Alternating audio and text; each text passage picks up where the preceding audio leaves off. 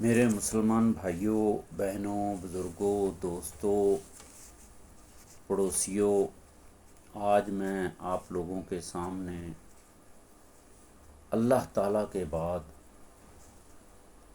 انسانوں کے حقوق یعنی پڑوسیوں کے حقوق کے بارے میں کچھ بتانا چاہ رہا ہوں۔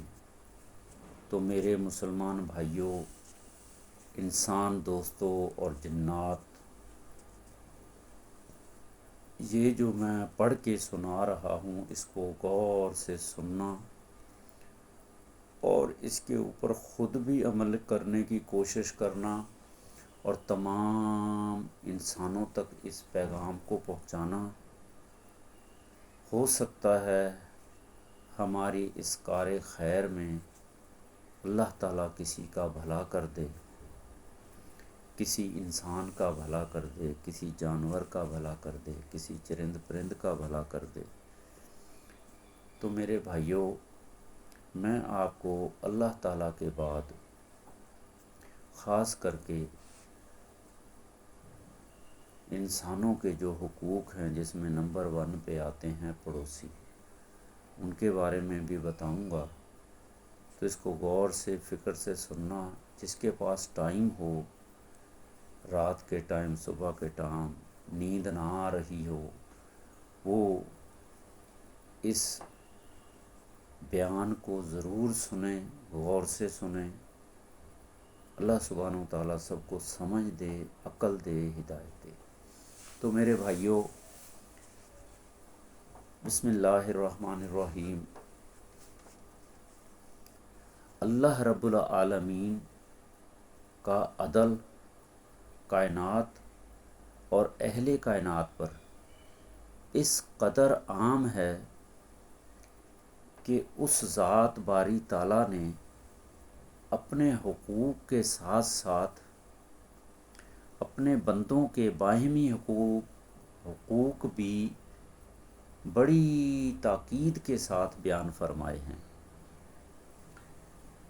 اللہ سبحانہ و تعالیٰ احکم الحاکمین کی بادشاہت دنیا کے ظالم حکمرانوں کی طرح نہیں ہے کہ وہ جنہیں اپنے حقوق بادشاہ ارض و سما سے زیادہ نظر آتے ہیں، مگر ان کی نظر میں رعایا کے حقوق کی اہمیت جنگل کے جانور جتنی بھی اہمیت نہیں ہوتی۔ مالک کائنات نے دنیا میں لوگوں پر اپنے حقوق کی ادائیگی کے ساتھ ساتھ اپنے بندوں کے حقوق ادا کرنا بھی فرض قرار دیا ہے۔ میرے بھائیوں، سن رہے ہو نا؟ غور سے سن رہے ہو نا؟ اس کو غور سے سنتے رہنا اگر ٹائم ہو تو۔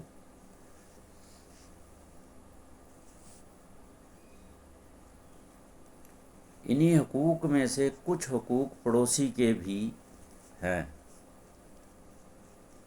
مالک کائنات نے دنیا میں لوگوں پر اپنے حقوق کی ادائیگی کے ساتھ ساتھ اپنے بندوں کے حقوق ادا کرنا بھی فرض قرار دیا ہے۔ انہی حقوق میں سے کچھ حقوق پڑوسی کے بھی ہیں۔ ہر وہ انسان جو گھر، دکان، دفاتر، سفر یا مسجد وغیرہ میں ہو، اس کے ساتھ والے انسان کو اس کا پڑوسی اور ہمسایہ کہتے ہیں۔ ان میں سے ہر ایک پر دوسرے کے حقوق ادا کرنا فرض ہے، اور ادا نہ کرنے کی صورت میں ایمان سے محرومی اور برے انجام کی وعید ہے۔ قرآن مجید میں اللہ سبحانہ و تعالیٰ نے پڑوسی کے حقوق ادا کرنے کا حکم دیا ہے۔ اللہ تعالیٰ فرماتا ہے تم اللہ تعالیٰ کی عبادت کرو اور اس کے ساتھ کسی کو شریک مت ٹھہراؤ، اور والدین، قریبی رشتہ داروں، یتیموں، مسکینوں، قریبی پڑوسی، تھوڑے دور کے پڑوسی، پہلو میں بیٹھے ہوئے ساتھی، مسافر اور ماتحتوں کے ساتھ حسن سلوک کرو۔ میرے بھائیوں، ٹائم ہو تو مزید سنو۔ قرآن کی آیت مبارکہ میں اللہ تعالیٰ حقوق کی ادائیگی کے بعد والدین، قریبی رشتہ داروں، یتیموں، مسکینوں، قریبی پڑوسی، تھوڑے دور کے پڑوسی، پہلو میں بیٹھے ہوئے ساتھی، مسافر اور ماتحتوں کے حقوق کی ادائیگی کا بھی حکم دیا گیا ہے۔ قرآن کی آیت مبارکہ میں اللہ سبحانہ وتعالیٰ فرماتے ہیں، پڑوسیوں کی 3 قسمیں بیان کی گئی ہیں، جس میں اندازہ ہوتا ہے کہ اللہ سبحانہ وتعالیٰ ہر طرح کے پڑوسی کے حقوق ادا کرنے کی سخت تاکید کرتا ہے۔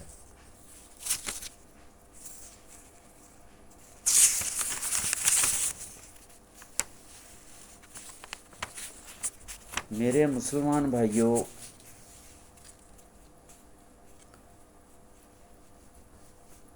پڑوسیوں کی حقوق کی تاکید احادیث طیبہ میں ان کی اہمیت اور فضائل بیان کیے گئے ہیں۔ سیدنا عبداللہ بن عمر رضی اللہ تعالیٰ عنہ، سیدہ عائشہ رضی اللہ تعالیٰ عنہا سے روایت ہے کہ رسول اللہ صلی اللہ علیہ وسلم نے فرمایا، مجھے جبرائیل علیہ السلام پڑوسی کے ساتھ حسن سلوک کی ہمیشہ تاکید کرتے رہے، یہاں تک کہ میں گمان کرنے لگا کہ یہ اسے وراثت میں بھی شریک نہ ٹھہرا دیں۔ صحیح بخاری کی حدیث ہے باقاعدہ۔ کھانے پینے میں پڑوسیوں کا خیال رکھنا۔ سیدنا ابو ذر غفاری رضی اللہ تعالیٰ عنہ بیان کرتے ہیں کہ مجھے میرے خلیل نبی صلی اللہ علیہ وآلہ وسلم نے تاکید فرمائی کہ جب تم شوربے والا سالن پکاؤ تو اس میں پانی زیادہ کر لو، پھر اپنے پڑوسیوں کے گھر والوں کی طرف دیکھو اور ان کو بھلائی کے ساتھ ان میں سے کچھ حصہ پہنچا دو۔ میرے بھائیوں، یہ ہیں پڑوسیوں کے حقوق۔ صحیح مسلم کی حدیث ہے۔ پڑوسیوں کے ساتھ اچھا حسن سلوک کرنا ایمان کی علامت ہے۔ حضرت ابو ہریرہ رضی اللہ تعالیٰ عنہ سے روایت ہے کہ بے شک رسول اللہ صلی اللہ علیہ وآلہ وسلم نے فرمایا، جو شخص اللہ سبحانہ وتعالیٰ اور آخرت کے دن پر ایمان رکھتا ہے، وہ اپنے پڑوسی کو تکلیف نہ پہنچائے۔ صحیح بخاری کی حدیث ہے۔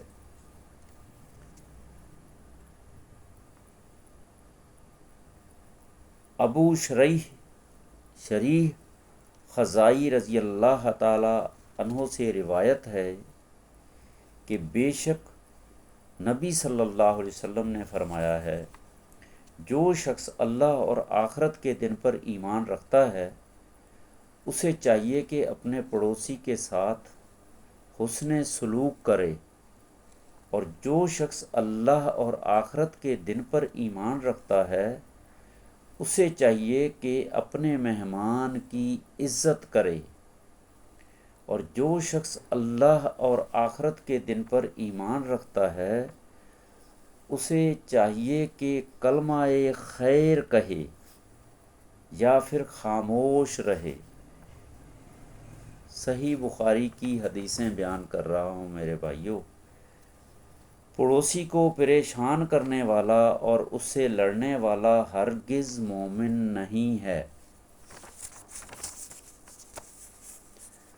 حضرت ابو ہریرہ رضی اللہ تعالیٰ عنہ سے روایت ہے کہ بے شک رسول اللہ صلی اللہ علیہ وسلم نے فرمایا ہے، اللہ کی قسم وہ مومن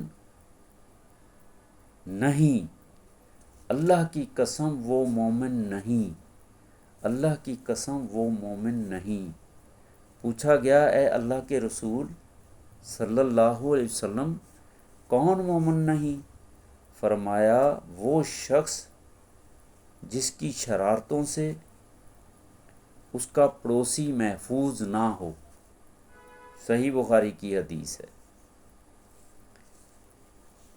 پڑوسیوں کو تحفے دینے چاہیے، چاہے وہ کم قیمت کے کیوں نہ ہوں۔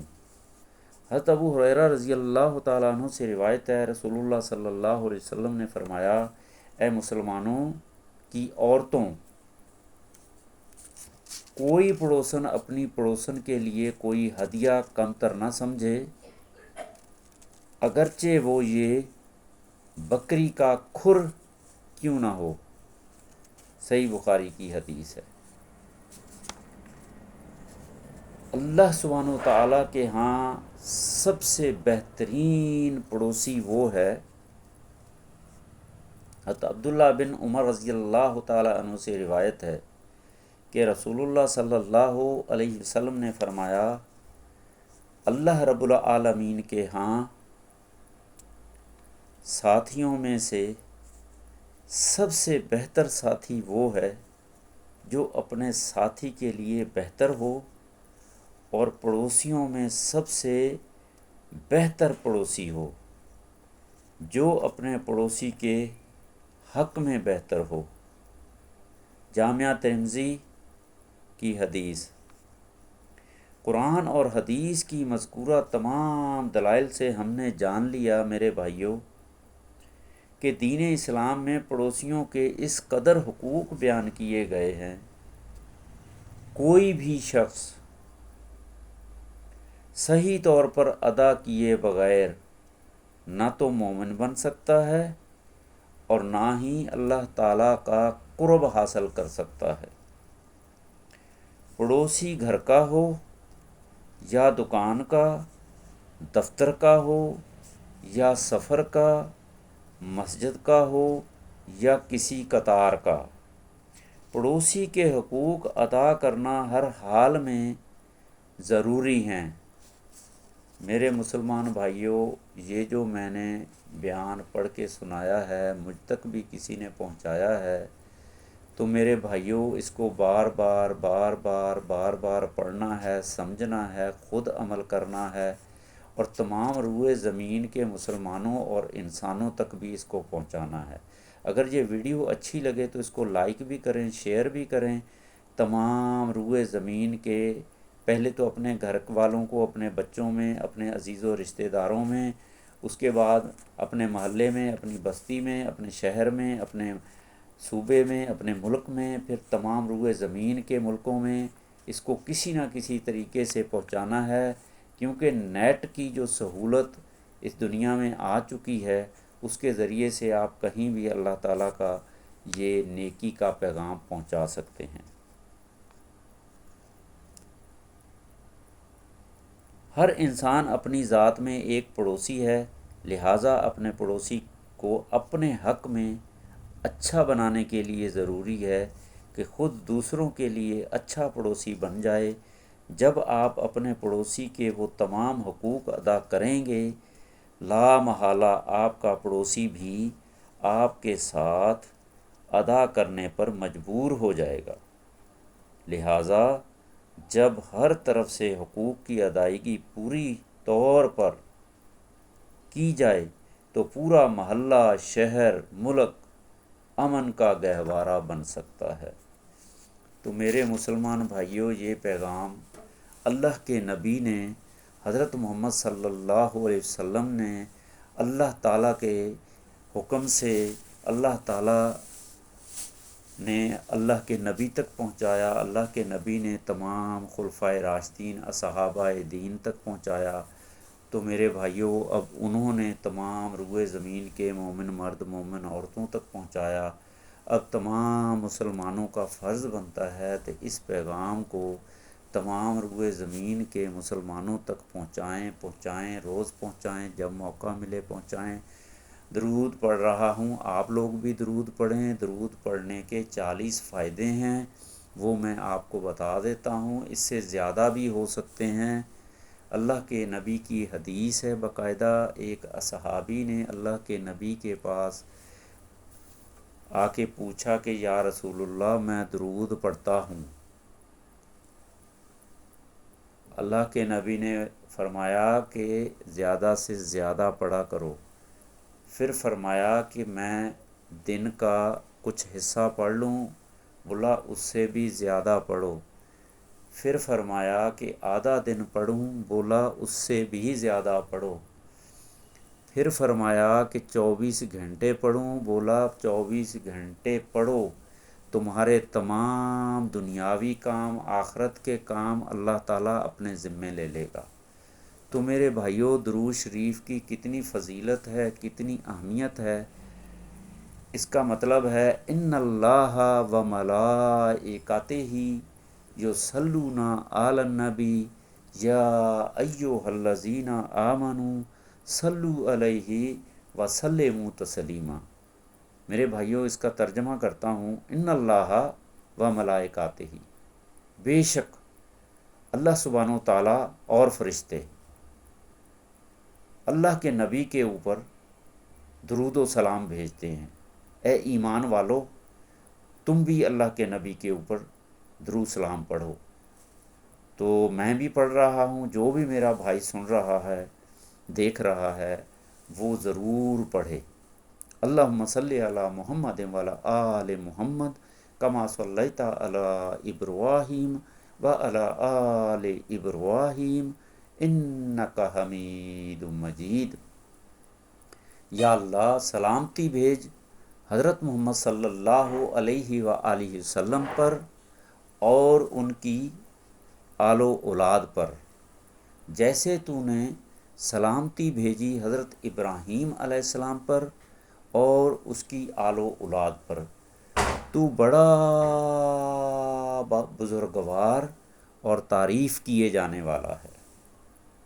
پھر دوسرا درود، اللہم بارک علی محمد وعلی آل محمد کما بارکت علی ابراہیم وعلی آل ابراہیم انک حمید مجید۔ یا اللہ، برکتیں نازل فرما محمد صلی اللہ علیہ وسلم پر اور ان کی آل و اولاد پر، جیسے تو نے برکتیں نازل فرمائیں حضرت ابراہیم علیہ السلام پر اور ان کی آل و اولاد پر۔ تو بڑا تعریف کیے جانے والا اور بزرگوار ہے۔ بزرگوار کا مطلب ہے ہمیشہ سے ہے، ہمیشہ رہے گا۔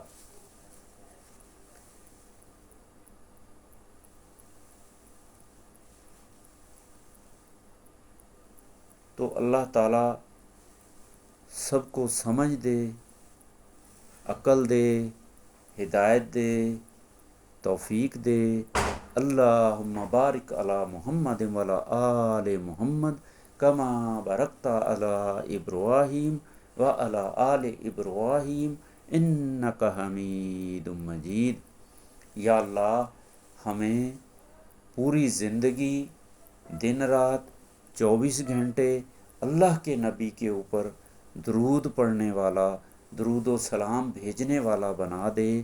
آمین ثم آمین۔ ہماری یا اللہ اس چھوٹی سی کاوش کو، اس چھوٹی سی کوشش کو اپنی بارگاہ الہی میں قبول فرما لے۔ جس نیت سے ہم نے یہ ویڈیو بنائی ہے اس کو تمام مسلمانوں تک، انسانوں تک پہنچا دے، اور جنات بھی اس ویڈیو کو سنیں اور اس پہ عمل کریں۔ جنات کو ہم دیکھ نہیں سکتے، لیکن اچھے برے جنات ہمارے اڑوس پڑوس میں آگے پیچھے موجود ہوتے ہیں، فرشتے بھی موجود ہوتے ہیں اور ہیں، یہ ہمارا یقین ہے، یہ ہمارا ایمان ہے۔ تو اللہ تعالیٰ ان کو بھی سمجھ دے، ہدایت دے، عقل دے۔ یا اللہ ہمارے لیے وسعت والا، برکت والا رزق حلال دے، کہیں سے بھی انتظام کر دے۔ تیرے لیے کوئی مسئلہ نہیں، تو مسبب الاسباب ہے، تو مسبب الاسباب ہے، تو مسبب الاسباب ہے۔